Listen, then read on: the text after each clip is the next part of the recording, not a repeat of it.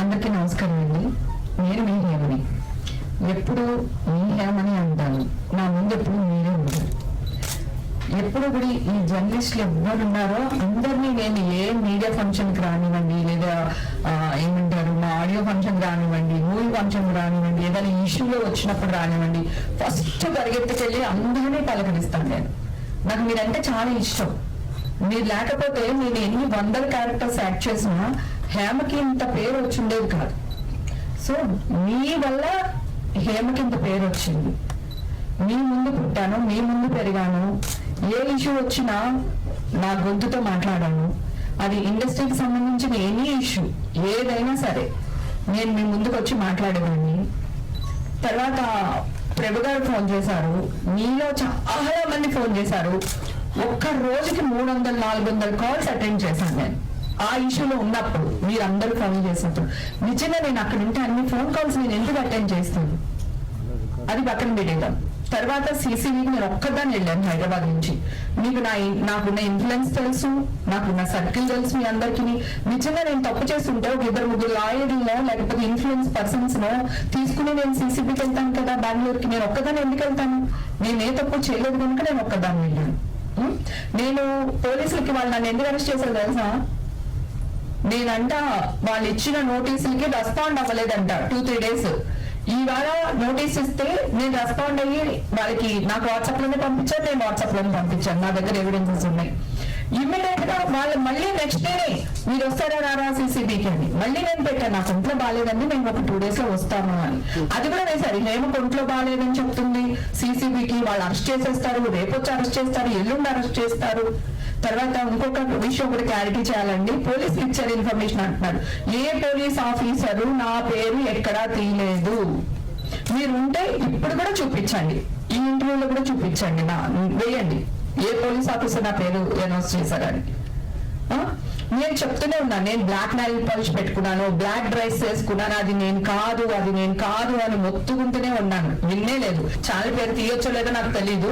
నా voice record చేసి నేను ఏం మాట్లాడినా సరే అవన్నీ వాయిస్ రికార్డ్ చేసి వాయిస్లన్నీ వేసి రికార్డ్ చేయడం ఎంత పెద్ద తప్పండి. ఒకవేళ నేను తీసుకుని ఉంటే నేను విక్టిమ్ని వాళ్ళ ఫ్యామిలీని వాళ్ళని నడి రోడ్లకు లాక్కొచ్చేస్తున్నారు మీరు.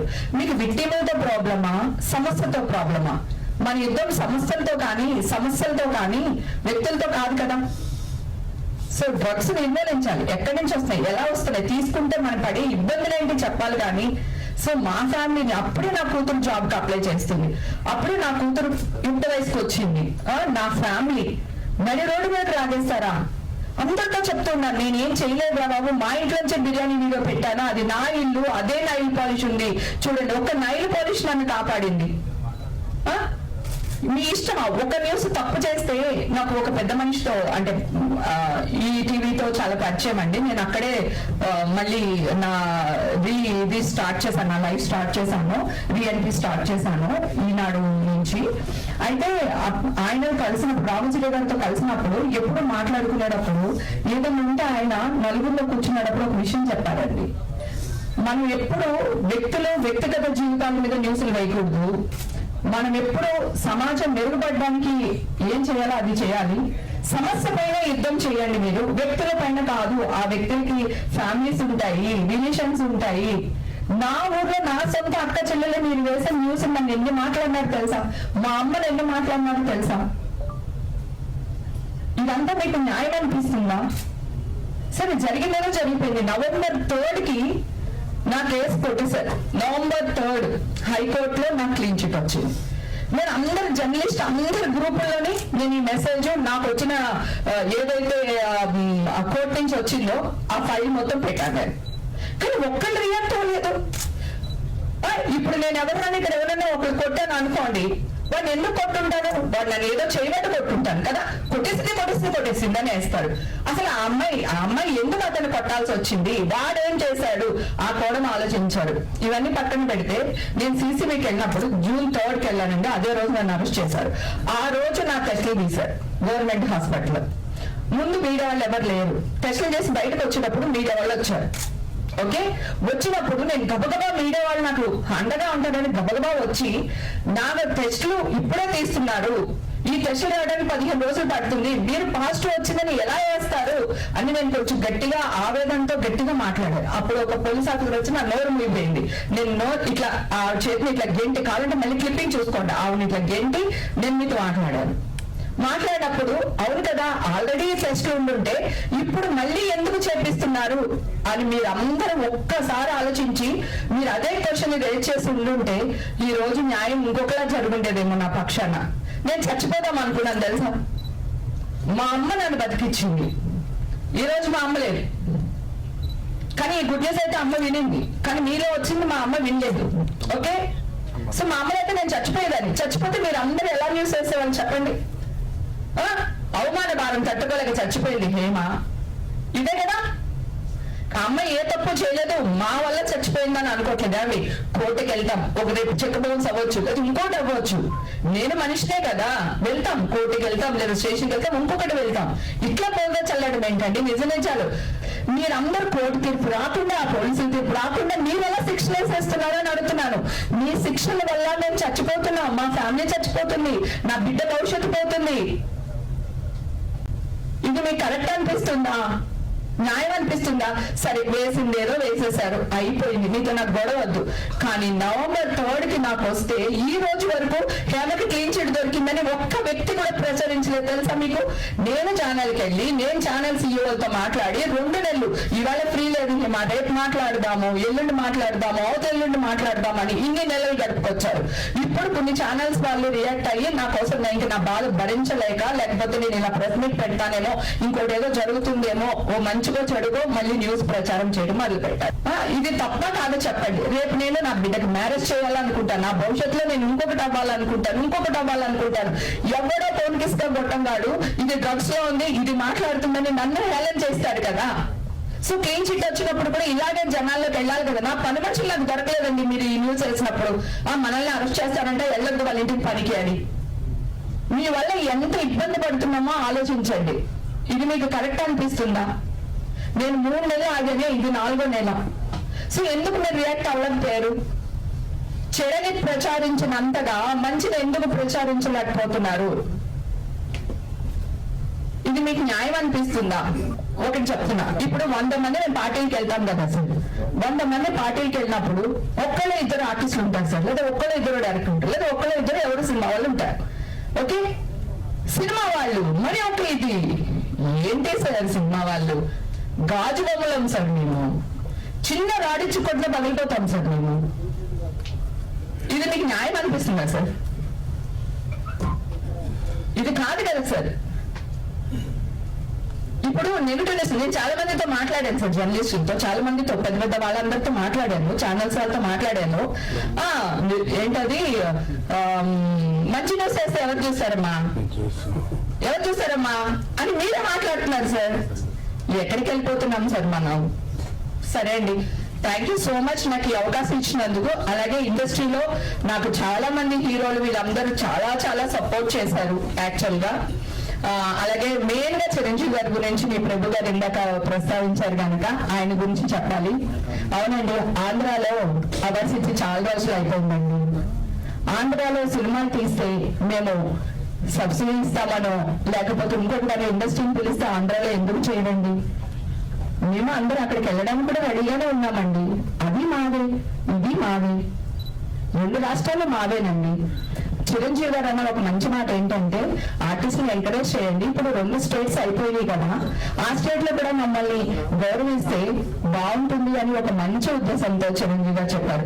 దాన్ని కూడా శిలవలు పలవలు చేసేసి ఇష్టం వచ్చినట్టు తమ్మునేలు పెట్టేసి మాట్లాడుతున్నారు. సరే, కాస్ట్ కౌన్సిలింగ్ గురించి మాట్లాడారు, నేను మాట్లాడాను చాలా సార్లు, చాలా మంది మాట్లాడారు.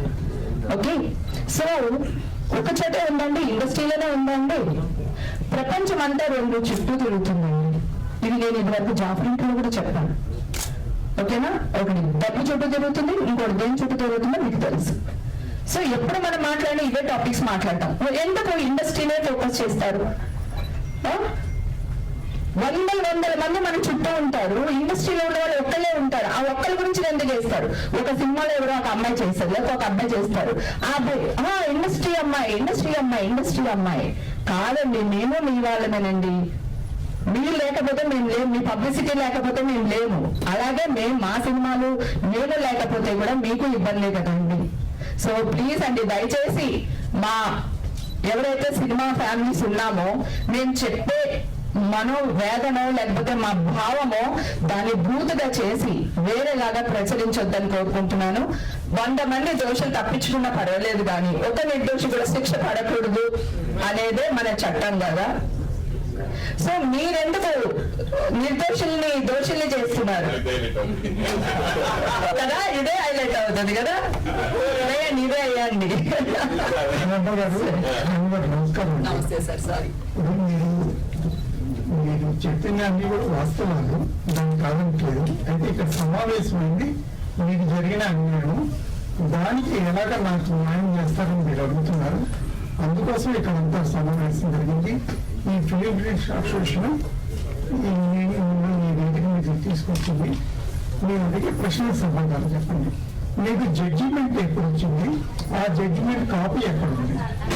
సార్ ఆల్రెడీ గ్రూపులో నేను షేర్ చేశాను సార్. నవంబర్ 3కి ఆల్రెడీ మన వాళ్ళ దగ్గర గ్రూపులో ఉంటుంది. జడ్జిమెంట్ ఇచ్చాను. నవంబర్ 3 వచ్చింది సార్ జడ్జిమెంట్ కాపీ. నవంబర్ 3 వచ్చింది. జడ్జిమెంట్ లో యాక్చువల్ గా ఏముంది? జడ్జి గారు ఏమని తీర్పిచ్చారు? జడ్జి గారు తీర్పిచ్చింది సార్, ఆ డ్రగ్స్ కేసుకి నాకు ఎలాంటి సంబంధం లేదు, నేను నిర్దోషిని. డ్రగ్స్ కేసు కి మీకు సంబంధం లేదంటాం కదా. మీరు డ్రగ్స్ తీసుకున్నారా లేదా? తీసుకుంటే శిక్ష వేసేవాళ్ళు సార్, తీసుకోలేదు కనుక నిర్దోషిగా వదిలేశారు సార్. నిర్దోషిగా వదిలేయడం లేదు పరిస్థితులు. మీరు డ్రగ్స్ తీసుకున్నారా లేదా అన్న పాయింట్ లో అది క్లారిటీగా తీసుకోలేదు అని పరీక్షలు, రక్త పరీక్షలు కానివ్వండి, ల్యాబ్ టెస్ట్ వాళ్ళు అవన్నీ వాటి ఆధారంగా వాళ్ళు చెప్తారు. అవునండి, వాటి ఆధారంగానే చెప్పారండి. ఆల్రెడీ నేను అప్పుడే ఆ జూన్ తర్వాత నేను కూడా టెస్ట్లు ఏదైతే ఉందో అది నేను పబ్లిక్ గా పెట్టాను సార్. ఇదిగోండి నా టెస్ట్లు, మీరు ఎక్కడికి రమ్మన్నా వస్తాను మీడియా వాళ్ళు, మీరు టెస్టులు చేయించండి. నాకు కోర్టుది నమ్మొద్దు, చట్టాన్ని నమ్మొద్దు, నన్ను నమ్మొద్దు, శిక్ష అని నేను ఆల్రెడీ ఇచ్చాను సార్. మొత్తం బ్లడ్ రిపోర్ట్స్ కూడా నేను లైన్ లో పెట్టాను సార్. ఈ జడ్జిమెంట్ వచ్చిన తర్వాత మా అసోసియేషన్ రెస్పాన్సిబిలిటీ సార్. మా అసోసియేషన్ నా కార్డు ఫస్ట్ తీసేశారు సార్, కానీ 1 వీక్ లో ఇచ్చేసారు సార్. జడ్జిమెంట్ రాకుండా మీరు ఎలా శిక్ష వేస్తారు అని చెప్పి నేను లెటర్ రాసి ఇచ్చాను సార్. ఆర్టిస్టులకి చైతన్యవంతంగా ఉండడానికే ఇది మనకి అసోసియేషన్ అనేది కష్టంలో ఉన్న ఆర్టిస్టుని, పూర్ పీపుల్ ని ఆదుకునేదే అసోసియేషన్ సార్. అలాంటి అసోసియేషన్ తీర్పు రాకుండా, కోర్టు తీర్పు రాకుండా ఇలా చేయడం కరెక్ట్ కాదు. ఏదో మీడియాలో వచ్చింది నమ్మకూడదు అని చెప్పి నేను లెటర్ ఇచ్చాను.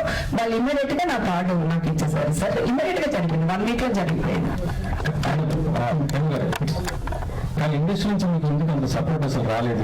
ఎందుకు రాలేదు సార్? చిరంజీవి గారు మనుషులు పంపించారు, తనకి ఏం కావాలో హెల్ప్ చేయండి అన్నారు. తర్వాత మా హీరోలు 2-3 హీరోలు, డైరెక్టర్లు అందరూ సపోర్ట్ చేశారు సార్ నాకు. సార్ నా ఇండస్ట్రీ నాకేం సపోర్ట్ లేదు. విష్ణు బాబు కూడా సపోర్ట్ చేశారు సార్, ట్వీట్ కూడా చేశాడు. తర్వాత అసోసియేషన్ లో ఉంటారు కదా ఇంకా మిగతా వాళ్ళు, మనకి నచ్చినోడు ఉండొచ్చు, నచ్చినోడు ఉండొచ్చు కదా. సో అదేదో జరిగింది మిస్టేక్, కానీ ఇమ్మీడియట్ గా సర్దుకున్నారు. ఇండస్ట్రీ సపోర్ట్ నాకు 101% వచ్చింది సార్. రాలేదనుకోండి. చిరంజీవి గారు నాకు ఒక మంచి క్యారెక్టర్ ఇప్పుడు నెక్స్ట్ మూవీలు ఇస్తారు రాకపోవచ్చు నా దగ్గరికి. ఆయన మనుషులతో పెట్టారు. నేను ఈ ఇష్యూలో ఉన్నప్పుడు ఎవరి హెల్ప్ తీసుకోలేదండి, ఎవరికి ఫోన్లు చేయలేదండి. ఎందుకంటే నేను నిర్దోషని నాకు తెలుసు. ఫస్ట్ నుంచి ఇదే వాయిస్ లో మాట్లాడుతున్నాను, ఇప్పుడు ఇదే వాయిస్ లో ఉన్నాను. నేను డ్రగ్సే కాదండి, నేను పార్టీలకు వెళ్తాను, నేను తిరగనని చెప్పట్లేదు. నేను నా లైఫ్ లో ఎంతో కష్టం చూశాను. ఇల్లు, కిచెన్, షూటింగ్ తప్ప నాకేం తెలియదు. సో ఇప్పుడు నా లైఫ్ లో నిజంగానే చిల్ అవుతున్నాను. చిల్ అవడం ఒక బూతులాగా వేసేసారు వీళ్ళు. కానీ ఇది నా లైఫ్, నా ఇష్టం. కానీ చట్ట విరుద్ధ పనులు నేను ఏదీ చేయలేదు. ఇప్పుడు ఇక్కడే ఉన్నాను. కావాలంటే డ్రగ్స్ అలవాటు అయితే మీ జీవితాంతం అలవాటే కదండి, లేకపోతే గవర్నమెంట్ ఎందుకు యాక్షన్ తీసుకుంటుంది ఇక్కడ. ఇప్పుడు కూడా నేను ఇక్కడ రెడీగా ఉన్నాను. మీరు ఎవరన్నా నాకు టెస్ట్లు చేస్తానంటే చేయించండి. మీపైన తప్పుడు ప్రచారం చేశారని మీరు చెప్పారు. వాళ్ళు ఇప్పుడు మీ మీద స్పందించట్లేదు అంటున్నారు కదా. అలా తప్పుడు ప్రచారం చేసిన వాళ్ళపైన మీరు లీగల్ ఎందుకు యాక్షన్ తీసుకోలేకపోతున్నారు? తీసుకోవచ్చు సార్. అంటే ఇప్పుడు వేరే వాళ్ళ అందరి మీద గ్యాగ్ ఆర్డర్ ఇవ్వాలి, గ్యాగ్ ఆర్డర్ తెచ్చుకోవాలి. మళ్ళీ తెచ్చుకుంటే కాబట్టి కదండి గ్యాగ్ ఆర్డర్ కాదా, తప్పు మాట్లాడినా అది తెచ్చుకోవాలి. మళ్ళీ మీడియాలో అంతా సో ఆల్రెడీ నేను సఫర్ అయ్యాను, కోర్టు చుట్టూ సంవత్సరం తిరిగాను. ఆల్రెడీ కొంతమంది వ్యక్తులు నా మీద బురద చల్లారు, మా వాళ్ళే, కొంతమంది ఆడవాళ్ళు, కొంతమంది కాని వాళ్ళు, కొంతమంది అడుక్కు తినే వాళ్ళని కూడా మీడియాలో కూర్చోబెట్టి ప్రభుత్వం గారు చెప్పినట్టు మీ మీడియా వాళ్ళకి అంటే తప్పుగా అనుకోకండి, మళ్ళీ మిమ్మల్ని అంటున్నారని కాదు, అడుక్కు తినే వాళ్ళు కూడా కూర్చోబెట్టి నా గురించి మాట్లాడిస్తారు, చిరంజీవి గారి గురించి మాట్లాడిస్తారు, ఇంకో హీరో గురించి మాట్లాడిస్తారు. మీ ఎథిక్స్ మోరల్స్ ఎక్కడికి వెళ్ళిపోతున్నాయి సార్? నా ఇండస్ట్రీ నాతోనే ఉంది, నాకు సపోర్ట్ చేసింది, నేనేంటో నా ఇండస్ట్రీకి తెలుసు, మీ అందరికి బాగా తెలుసు. ఓకే, కానీ మీ నుంచి ఈ ఎఫెక్ట్ జరిగింది చూడండి, అది తట్టుకోలేకపోతున్నా. నా కోర్టు నుంచి వచ్చిన తీర్పు కంటే కూడా ఇప్పుడు మీరు వేసే న్యూస్ ఉంటుంది కదా, ఇదే నాకు వాదార్పు, ఇదే నా సక్సెస్. సోషల్ మీడియా బాగా ఇదైంది మేడం. మెయిన్ మీడియా కాదు, మెయిన్ మీడియా ఎప్పుడైనా సరే ఏదైనా కరెక్ట్ ఉంటేనే వేస్తారు, చేస్తారు. సోషల్ మీడియా ఎక్కువ అవునండి, సోషల్ మీడియా గురించి మాట్లాడతాను. ఇప్పుడు చిరంజీవి గారు పక్క రాష్ట్రం వాళ్ళు కూడా అవార్డు ఇస్తే మంచిది, బాగుంటుంది, మిమ్మల్ని ఇన్స్పిరేషన్ గా తీసుకున్నారు. అక్కడెక్కడ బూతుందండి, ఆయన పోయి వేసేస్తున్నారు మీరు ఇండస్ట్రీకి. మీకు నాకు ఆయన ఎంత చేశారండి, ఇంకా చేస్తున్నారు ఆయన. ఆ సేవలన్నీ పక్కన పెట్టేసి ఆయన మాట్లాడిందంటే అది కూడా అంటే ఇంకా మేము ఎక్కడికి వెళ్తామండి? దాసనారాయణరావు గారు లేని నోటు కనపడుతుందండి. అదే కనుక మా దాసనారాయణరావు గారు బతుకుంటుంటే ఈ రోజు మీరే వాళ్ళు ఇలా మా మీద రెచ్చిపోయే వాళ్ళు కాదేమో అనిపిస్తుంది. ఆయన ఎక్కడో ఈ సందర్భంగా తలుచుకుంటున్నాను, మిస్ అవుతున్నాను దాసనారాయణరావు గారు. మేడం, దాసనారాయణ లేకపోయినా ఆయన నోటు ఇప్పుడు చిరంజీవి తీరుస్తున్నారు కదా, ఆయన ఇండస్ట్రీ పెద్ద. మరి కదా ఇండస్ట్రీ పెద్ద గురించి మీరు ఇలా మాట్లాడతారా అండి? ఇది ఎంతవరకు కరెక్ట్ బంగారం చెప్పు నాన్న. అదే సోషల్ మీడియా కరెక్టే కదా. ఇప్పుడు TV9 సోషల్ మీడియానా ఎన్టీవీ సోషల్ మీడియానా, బిగ్ టీవీ మీడియానా, సోషల్ మీడియానా? ఇప్పుడు సోషల్ మీడియా వాళ్ళు నేను అనేది ఎందుకు గడ్డి తిన్నారనుకోండి, మనం ఎందుకు తినాలి? హేమ మీకు తెలియదా? చిన్నప్పటి నుంచి ఇక్కడే వచ్చానుగా, నా యుద్ధ వయసు అంతా ఇక్కడే జరిగింది కదా. నేను 14 years అప్పుడు ఇండస్ట్రీకి వచ్చాను. అప్పటి నుంచి ఈ సీనియర్ జర్నలిస్ట్ అందరూ నాకు తెలుసు. నేనేంటో మీకు తెలియదా? సో పైగా ఏదో వేశారు, తర్వాత నేను బయటకు వచ్చాను చెప్తున్నాను, నేను కాదబ్బా, నేను నల్ల పాలిష్ పెట్టుకున్నాను, నువ్వు నా బ్లాక్ డ్రెస్ వేసుకున్నాను, అప్పుడు కూడా వదలలేదు. అది పర్లేదు, ఒక 2 పెద్ద ఛానల్స్ పోస్ట్ వచ్చిందని వేసేసారు. ఇప్పుడు మీరు నన్ను అడిగారు కదా సార్, మీ బ్లడ్ రిపోర్ట్ ఏంటండి అని. మరి మీ వాళ్ళ దగ్గర బ్లడ్ రిపోర్ట్ ఉందా సార్? నాది ఉంటే వేయమని చెప్పండి. ఎట్లా సార్ పాజిటివ్ వేస్తారు? కోర్టు నుంచి రావాలి కదా సార్. ఇప్పుడు స్టేషన్ లో 100 జరుగుతాయి చెప్తున్నాను సార్. ఒకటి మర్డర్ చేశారంటారు, లేదా ఇంకోటి జరుగుతుంది, అది నిర్ధారణ అవ్వాలి కదా సార్. అటాని వేసే న్యూస్ వేరు సార్, కన్ఫర్మ్ చేయకూడదు మనం. కాదు కాదు, ప్రెస్ వాళ్ళు పబ్లిష్ చేసేది కానీ టెలికాస్ట్ చేసేది కానీ బేస్ కానీ పోలీసులు ఇచ్చిన ఇన్ఫర్మేషన్ ఆధారంగా వేస్తారు. అదే సార్, ఆ ఇన్ఫర్మేషన్ నాకు ఒకసారి చూపించమనండి అన్నప్పుడు ఏమంటున్నాను. మీరు సొంతంగా క్రియేట్ చేస్తారు పోలీసులు అన్నీ నిజమేనా సార్? నేను అలాగే అనుకున్నా, మీ ఇష్టమే. ఇప్పుడు చట్టం గొప్పదా, న్యాయం గొప్పదా అంటే ఎక్కడ వెళ్తాం సార్ మనం? కోర్టు అనేది ఉంది, అందుకే అదే కదా సార్. కోర్టు నుంచి తీర్పు వచ్చిన తర్వాత కూడా వీళ్ళు ఎందుకు సార్ రియాక్ట్ అవ్వలేదు అని అడుగుతున్నా. నా బాధ, నా వ్యక్తం అదే. 3 నెలల నుంచి వీళ్ళందరూ వెనకాల పడుతున్నాను సార్. ఇప్పుడు కూడా చూడండి, వీళ్ళు సోషల్ మీడియా వాళ్ళు ఏం చేస్తారు తెలుసా? ఇందాక దోషులు నిర్దోషుల గురించి మాట్లాడారు కదా, అదే హైలైట్ చేస్తారు వీళ్ళు. నా బాధను ఎవరు వేయరు సార్. నా బాధ మీరు చూస్తుండండి, నేను రాసిస్తాను. వీళ్ళు ఇదే హైలైట్ చేస్తారు. నేను కావాలని అదే వర్డ్ ని కావాలని చెప్పాను, తిరిగి చెప్పాను. మీ ఆవేదన కూడా వ్యక్తం కావాలి కదా, అందుకే వేస్తారు. అది నా ఆవేదన అలా వేయరు సార్. హేమకి దోషులకి నిర్దోషులకి తేడా తెలియలేదు, చూసారా మీడియాలో ఎలా మాట్లాడుతుందో, ఇలా వేస్తారు సార్. ఉన్నట్టు వేస్తే ప్రాబ్లం లేదు సార్. నాకు ఎలా వేయాలని వేస్తారు. తప్పు సార్. వాళ్ళకి ఎలాగ ఫ్యామిలీలు ఉంటాయో నాకు ఫ్యామిలీ అంటే ఇది నేను ఎందుకు తప్పు చెప్పాను అనుకుంటున్నారు? కావాలని ఇన్ని 100 సినిమాలో యాక్ట్ చేశాను సార్. సో ప్రభు గారితో ఎందుకు చెప్పేశారంటే అట్లీస్ట్ ఆయనదన్నా క్లారిటీగా వాళ్ళు తీసుకుంటారు, వేస్తారు అని చెప్పేసి. సరే, ఇవన్నీ పక్కన పెడితే నేను అడిగిన న్యాయమా కాదా చెప్పండి సార్. ఏ సార్ పెద్దగా చెప్పండి. నాకు ఆడపిల్ల ఉంది సార్, నా సంసారం ఉంది. ఒకవేళ నేను డ్రగ్స్ తీసుకున్నానే అనుకుందాం సార్, నా ఫ్యామిలీని ఎందుకు సార్ రోడ్డు మీద వేస్తారు మీరు? నేను విక్టిమ్ని వేయకూడదు. చట్ట ప్రకారం, న్యాయ ప్రకారం మీకు అది తెలుసా సార్? మీరు సీనియర్, మీరు చెప్పండి సార్. అది ఉందా? కాదండి, మీరు పర్సనల్ గా ఛానల్స్ కి వెళ్ళారా? తర్వాత ఈ జడ్జిమెంట్ వచ్చారు? వెళ్ళాను సార్. వాళ్ళు ఏమన్నారు? వాళ్ళ రెస్పాన్స్ చెప్పండి. రేపు ఎల్లుండి అవుట్లైన్ 3 నెలల నుంచి అసలు 3 నెలలు అసలు పట్టించుకోలేదు సార్. లాస్ట్ మంత్ నుంచి నేను వెళ్తున్నాను సార్. ఛానల్ CEO ఒక ఎవరో ఎక్స్ప్రెస్ ఉన్నారు, వాళ్ళు మనకు దొరుకుతారా సార్ చెప్పండి? మా మీడియా వాళ్ళు వీళ్ళే దొరుకుతారు నాకు, వీళ్ళందరినీ బతిమాలుకున్నాను సార్. ప్రతి గ్రూప్ లోనే పెట్టాను సార్, నాకు వచ్చింది అని అందరికీ వచ్చి ఉంటుంది, అందరికీ పెట్టాను sir. Social media printing media అందరికీ పెట్టాను సార్, కానీ ఒక్కళ్ళు రియాక్ట్ అవ్వలేదు సార్. సరే, మీరు ఇప్పుడు ఏం కోరుకుంటున్నారు? మీకు మీ తరఫు నుంచి చెప్పండి. ఏం లేదు సార్, అప్పుడు ఆ న్యూస్ వేశారు కదా సార్, ఇప్పుడు ఈ న్యూస్ వేయండి అంటున్నా. అది వేయటానికే వచ్చారు మన వాళ్ళు. అది చాలు సార్, అంతే తప్ప మళ్ళీ దీన్ని బురద చల్లి తమ్నేల్స్ వేరే పెట్టి అలా చేయకుండా మీకు అందరికీ దండం పెడుతున్నా. హేమగా ప్లీజ్ సారీ వాళ్ళించండి. హేమగారు యాజ్ ఏ ఉమెన్ గా మీరు చాలా సఫర్ అయ్యారు అంతా చెప్పాలి, బాగుంది. బట్ ఇన్ని ఇయర్స్ మీరు ఇండస్ట్రీలో జర్నీ చేసినప్పుడు మీ మాస్ విషయం నుంచి కరాటే కళ్యాణి గారే కానివ్వండి, మిగతా వాళ్ళు కూడా ఎవరు వచ్చి మీరంతా రెగ్యులర్ గా మీరందరూ ఒకటే దగ్గర వర్క్ చేసే పర్సన్స్, వాళ్ళు కూడా వచ్చి హేమ అలా కాదు అని కాకుండా నెగిటివ్ గా రెస్పాండ్ అయ్యారు కదా వాళ్ళందరూ. సో ఎంతమంది నెగిటివ్ గా రెస్పాండ్ అయ్యారా? ఒకలా ఇద్దరా 100 మంది? ఒక ఇద్దరు కదా. సో అంటే లక్షల మంది నాకు సపోర్ట్ గా ఉన్నట్టే కదరా. అది పక్కన పెడితే ఇప్పుడు మీరు అడిగిన ఆవిడ పైన నేను క్రిమినల్ కేసు పరుణర్శన్ బాబా ఆల్రెడీ వేశాను, ఆవిడ కోర్టుకు వెళ్తున్నారు. ఎందుకంటే నేను తిట్టేయచ్చు, నాకు ఎవరు ఉంది. ఇప్పుడు నేను అందరినీ అడిగినట్టు నేను కూడా వాళ్ళ గురించి ఇంకో 4 మాటలు అనేయచ్చు, కానీ ఎక్కడ ఒక చోట ఫుల్ స్టాప్ పెట్టాలి. సో ఒక లేడీ కష్టంలో ఉన్నప్పుడు మంచో చెడు ముందు సపోర్ట్ చేయాలి, సో బయటకు తీసుకురావాలి. అంతే తప్ప ఒక అసోసియేషన్ లో బాధ్యత గల పదవిలో ఉన్న ఒక ఆవిడ ఇట్లా మాట్లాడడానికి కరెక్ట్. సరే, ఇప్పుడు తీర్పు వచ్చింది కదా, ఇప్పుడు రియాక్ట్ అయింది ఆవిడ, ఎందుకు రియాక్ట్ అవ్వలేదు? అదే అంటే నిజాలు మాట్లాడడానికి ఎవరికి నచ్చదురా, గొంతులు చేదుగా ఉంటది, అబద్ధం తీరా ఉంటది, బాగా ఇష్టం అందరికి. సో నేను అదే అడుగుతున్నాను. నా పాయింట్ ఏంటంటే మీ ఇద్దరికి ఏమన్నా పర్సనల్ రైవల్టీ ఏమన్నా ఉందా ఏంటమ్మా? నేను ఆల్రెడీ లెటర్స్ ఇచ్చానండి మాస్టర్ ఆవిడ మాస్టర్ సారీ చెప్పిందని విష్ణుబాబు చెప్పారు, నాకు తెలియదు, నాకైతే సారీ చెప్పలేదు ఆవిడ. సో నేను కోర్టుకి వేసేసాను కదా. సో అంటే మీ ఇద్దరికి ఏమన్నా పర్సనల్ రైవల్టీ ఉందా? ఎందుకు అంటే పాజిటివ్ చెప్పకపోయినా పట్ల చాలా మంది సైలెంట్ గా ఉన్నారు, రియాక్ట్ అవ్వకుండా ఉన్నా కూడా ఓకే ఫైన్. చూసారా, ప్రేమతోనే ఎక్కువ డామినేట్ చేస్తుంది అంటానికి మీరే సాక్ష్యం.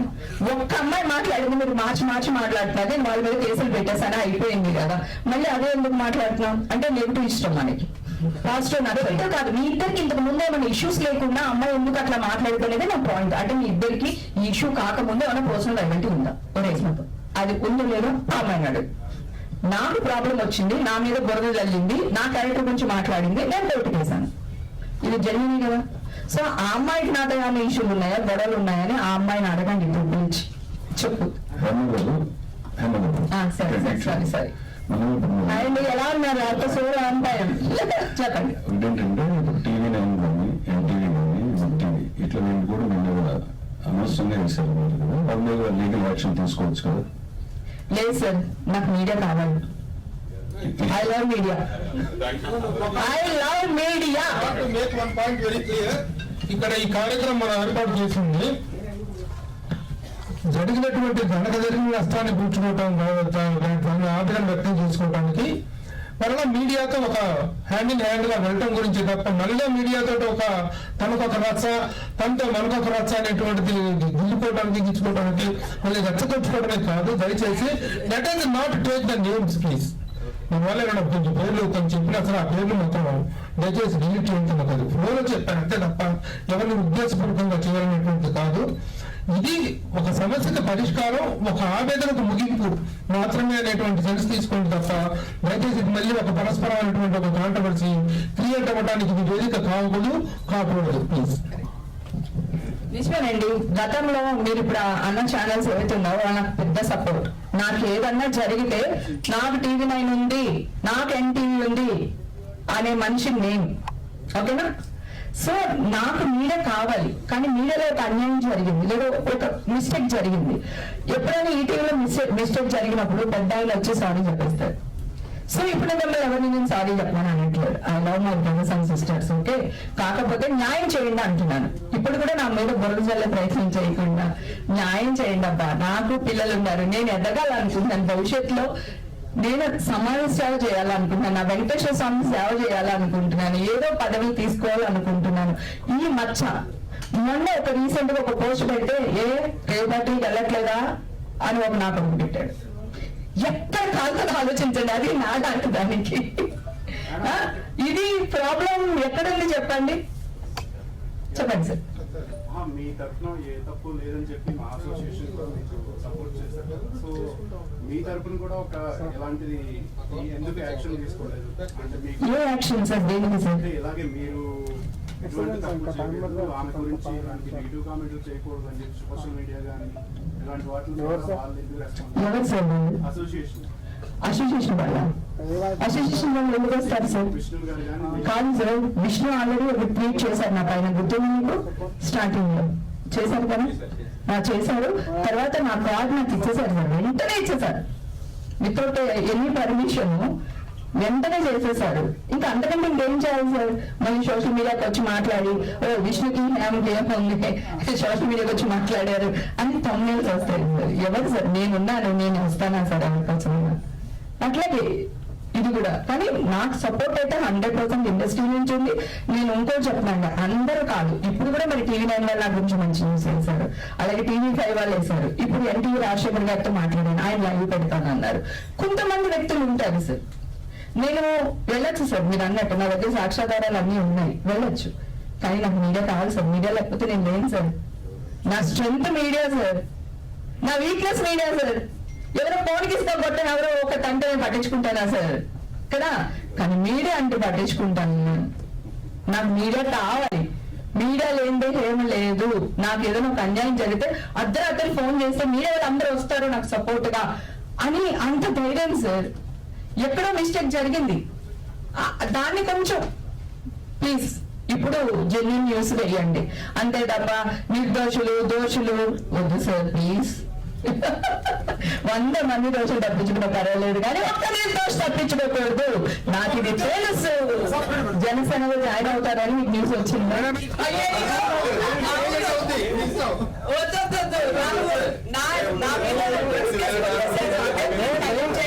ఇంకొకసారి మాట్లాడుకుందాం రాజకీయం గురించి ప్లీజ్. అబ్బా please please, love you all, thank you.